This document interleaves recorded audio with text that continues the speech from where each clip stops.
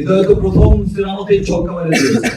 বাস, আমার ক্যারিয়ারে তো এটাই প্রথম যে সিনেমার মিডনাইট শো চলছে।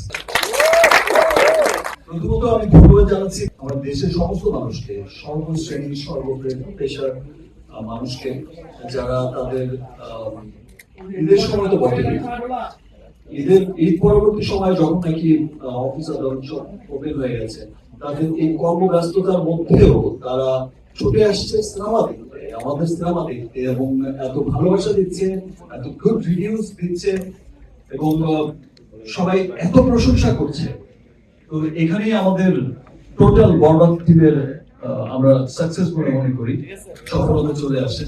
আমার প্রডিউসার দুজন, সুমি ম্যাডাম আর ব্রাদার আজিজ ভাই, দুজনেই খুব হ্যাপি। আপনারা দেখতে পাচ্ছেন তারা খুব উচ্ছ্বাস প্রকাশ করে কিন্তু হলে হলে ছুটে বেড়াচ্ছে, আপনাদের সকলের রিভিউ নিচ্ছে, আপনাদের সকলের ভালোবাসা, দর্শকের ভালোবাসা সরাসরি গ্রহণ করছে।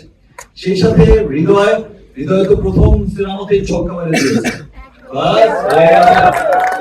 আমার পাশে আমার বড় ভাই, আমাদের মেগাস্টার, এরপর তো আমার দুই প্রডিউসার আছে, এরপর আমার আর কি লাগে, ভাইয়া সাহস দিছে না।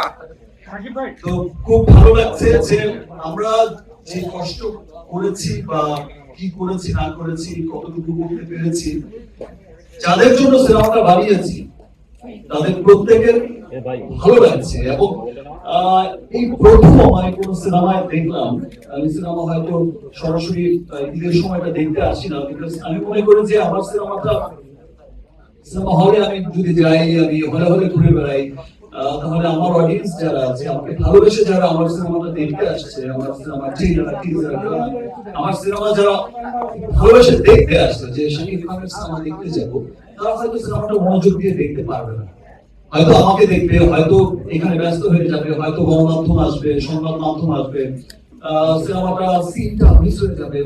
এটা আমি কখনোই চাই না। দ্যাটস ওয়াই আমি বাসায় বসে থেকে থেকে রিভিউজ দেই, কেমন রিভিউজ হচ্ছে, সিনেমার খবর কি। টেনশন যতটা কাজ করে আমার প্রোডিউসার ডিরেক্টরদের, আমাদের টিমের, আমার প্রত্যেকটা সিনেমার ক্ষেত্রে, তার চেয়ে অনেক বেশি টেনশন কাজ করে আমার বাসায় বলে আমার নিজের, তো ভালো লাগবে তো, কি হবে সিনেমা, কেমন হবে সিনেমা। বাট আমি খুবই আনন্দিত হয়েছি, আমার এত ভালো লেগেছে যে আমার ক্যারিয়ারে তো এটাই প্রথম সিনেমা যে সিনেমার এক হলে না, অনেক হলে মিডনাইট শো চলছে।